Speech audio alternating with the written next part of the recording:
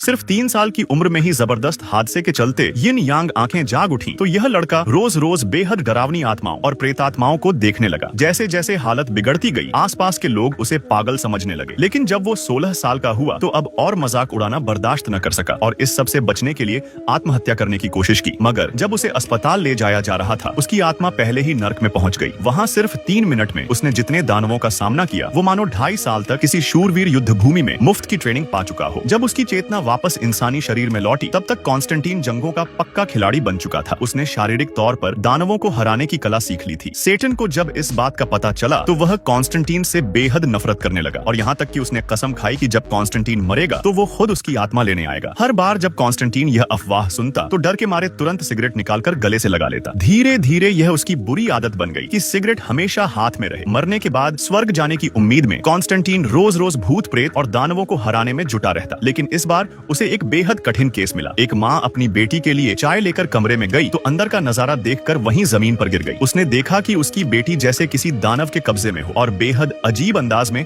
उल्टा छत से लटक रही हो। इलाके के नामी पुजारियों को एक एक करके बुलाया गया, लेकिन कोई भी उसे भगा नहीं पाया। आखिरकार मजबूरी में कॉन्स्टेंटीन को बुलाया गया। कमरे में घुसते ही उसने अपनी सिगरेट टेबल पर रख दी और पर्दे हटाकर धूप को अंदर आने दिया। फिर जेब से अपने ताबीज और धार्मिक औजार निकाले। जैसे ही एक मेडल पर दानव ने प्रतिक्रिया दी, जॉन तुरंत बिस्तर के पास जाकर एक घुटने पर बैठा और अपना नाम बताया। लेकिन दानव ने उसका नाम सुनकर डरने के बजाय उल्टा उसका मजाक उड़ाया। जॉन ने बिना समय गंवाए वो मेडल लड़की के माथे पर रख दिया। तुरंत उसके शरीर में छिपा दानव चीखने लगा और तड़पने लगा। टेबल पर रखी सिगरेट अभी आधी भी नहीं जली थी कि दानव का असर जैसे तैसे खत्म हो गया। लेकिन जॉन जानता था कि मामला इतना आसान नहीं है। उसने लड़की की सांसें सुनी और पाया कि दानव अभी भी अंदर है। उसने भीड़ से कहा कि कम से कम 3 फीट ऊंचा शीशा लेकर आओ। फिर उसने कोने से टेलीफोन की तार निकाली और कुर्सी से खिड़की का शीशा तोड़ दिया। जैसे ही शीशा लाया गया, उसने लड़की को खिड़की के पास खड़ा किया और टेलीफोन तार से एक साधारण सा लॉन्चिंग डिवाइस बना लिया। उसने सबको सख्ती से चेतावनी दी कि चाहे जो हो, आंखें मत खोलना। फिर लड़की का माथा पकड़कर मंत्र पढ़ने लगा। लेकिन तभी एक आदमी जिज्ञासा में नीचे झांक बैठा। क्षण भर में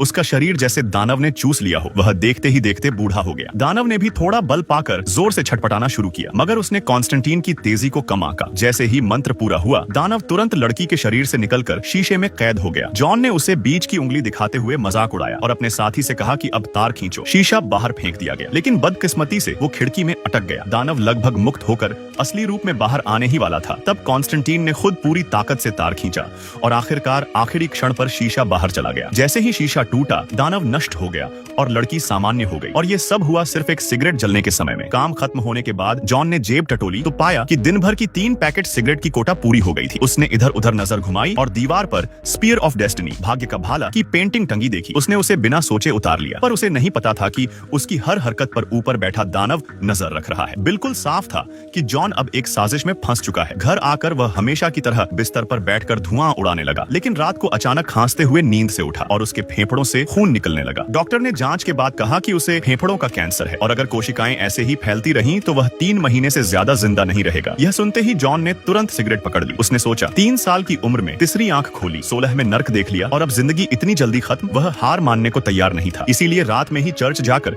उसने आर्चेंजेल गैब्रियल से पूछा कि क्या उसे मरने के बाद स्वर्ग जाने का हक है। लेकिन गैब्रियल ने कहा कि क्योंकि जॉन ने एक बार आत्महत्या की थी, इसलिए चाहे उसने कितने भी दानव मारे हों, वह पाप नहीं धुल सकता। कुछ और दिन जीने के लिए जॉन ने दवा ली, लेकिन खांसी फिर बढ़ गई। उसने सिगरेट निकाली ही थी कि अचानक एक दानव ने उस पर हमला कर दिया। खुशकिस्मती से उसने पास की लकड़ी उठाई और उसे मार गिराया। फिर दानव को सड़क पर खींच कर लाया, जहाँ तेज रफ्तार गाड़ियों से उसे कुचलवा दिया। दानवों ने जाते जाते धमकी दी कि कॉन्स्टेंटीन को इस मामले में दखल नहीं देना चाहिए। ये साफ था, पीछे कोई बड़ा षड्यंत्र छिपा है। सच पता करने के लिए कॉन्स्टेंटीन अपने छोटे शिष्य के साथ आत्माओं के ठिकाने पर पहुंचा, लेकिन मिडनाइट पापा से मिलने के लिए शिष्य को कार्ड के पीछे का चिन्ह पहचानना था। वह नाकाम रहा, इसलिए उसे अंदर जाने की इजाजत नहीं मिली। जॉन अकेला उस लाल अंधेरी गलियारे से गुजरा जहां उसने देखा देवदूत और दानव दोनों इंसानी शरीर में शराब और ऐशो आराम में डूबे हुए हैं, मानो अपनी मूल भूमिका भूल चुके हों। वह आखिरकार मिडनाइट पापा के कमरे में पहुंचा और इस तटस्थ व्यक्ति को अपनी कहानी सुनाई। जॉन चाहता था कि वह अपनी जादुई फिल्म से भूत और भविष्य देखकर उसे सच्चाई बताए, लेकिन मिडनाइट पापा ने साफ कह दिया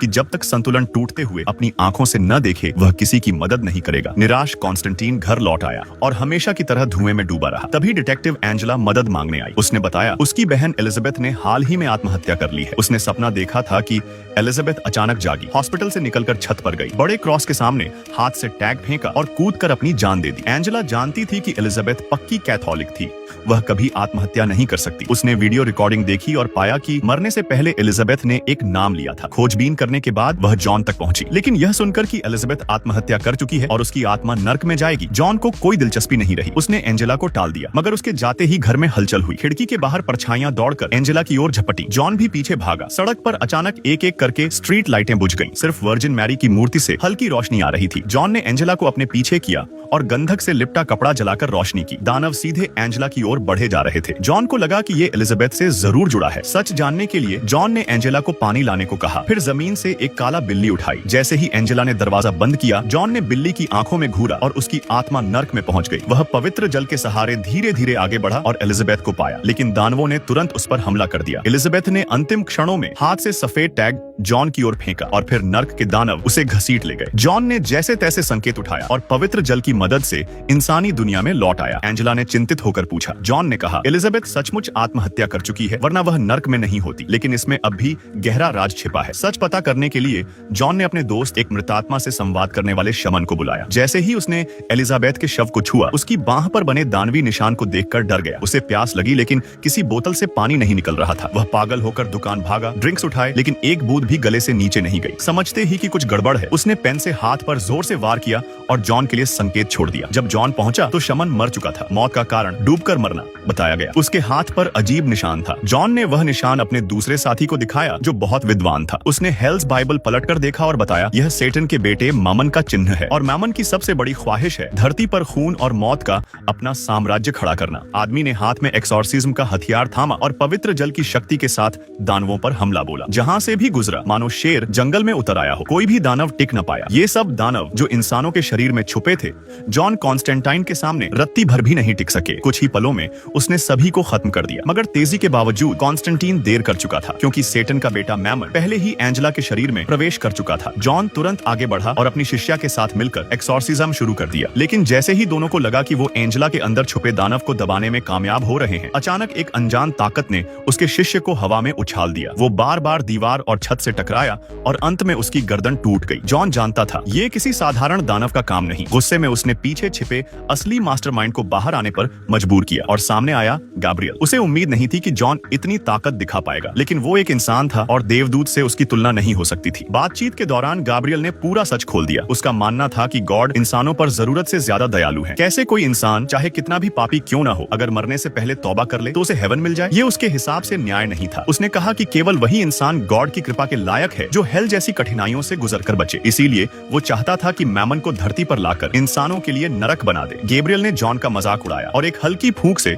उसे सैकड़ों मीटर दूर फेंक दिया। फिर एंजेला के पास जाकर मैमन को जन्म देने की तैयारी करने लगा। जॉन जानता था अब उसके पास कोई रास्ता नहीं बचा। उसने पहली बार सच्चे दिल से गॉड से प्रार्थना की, लेकिन चाहे जितनी भी विनती की कोई जवाब नहीं मिला। आखिरकार जॉन ने कांच उठाया और अपनी नस काट ली। वो जानता था अब लूसीफर सेटन खुद उसकी आत्मा लेने आएगा, और हुआ भी वैसा ही। जैसे ही गैब्रियल ने मैमन को छोड़ने के लिए भाला उठाया, अचानक वक्त थम गया और लूसीफर सामने आ गया। जॉन ने चाल चली। उसने बताया कि उसका बेटा मम्मोन अभी इसी कमरे में जन्म लेने वाला है। लूसीफर तुरंत वहां पहुंचा और सच देख लिया। गैब्रियल ने उसे रोकने की कोशिश की, लेकिन अब वो गॉड की कृपा से वंचित हो चुका था। गुस्से में लूसीफर ने मैमन को फिर से हेल में कैद कर दिया। इसके बाद उसने जॉन से उसकी आखिरी ख्वाहिश पूछी। जॉन बोला, मैं तुम्हारे साथ हेल जाने को तैयार हूँ, लेकिन बदले में एंजेला की जान बचा लो। लूसीफर ने बिना सोचे मान लिया और जॉन की आत्मा ले जाने लगा। लेकिन तभी अचानक उसका शरीर भारी होने लगा। एक तेज रोशनी कमरे में फैली और जॉन ऊपर उठने लगा। गॉड ने उसकी कुर्बानी स्वीकार कर ली थी। जॉन अब हेवन जाने वाला था। वो जाते जाते मुस्कुराया और लूसीफर को इंटरनेशनल हैंड जेस्चर दिखा दिया। गुस्से में लूसीफर ने उसका कैंसर ठीक कर दिया, क्योंकि अगर वो जिंदा रहेगा तो किसी दिन फिर गुनाह करेगा और उसकी आत्मा हेल में पहुंचेगी। आखिर में जॉन ने स्पीयर ऑफ डेस्टिनी एंजेला को सौंप दिया और दूर खड़ा आसमान की ओर देखने लगा। इस बार उसने जेब से सिगरेट नहीं बल्कि च्यूइंग गम निकाली। और फिर आया पोस्ट क्रेडिट सीन। जॉन का शिष्य चस, जिसे गैब्रियल ने मार डाला था, असल में गॉड का भेजा हुआ एक एंजल निकला। उसका मिशन पूरा हो चुका था और वो हेवन लौट गया।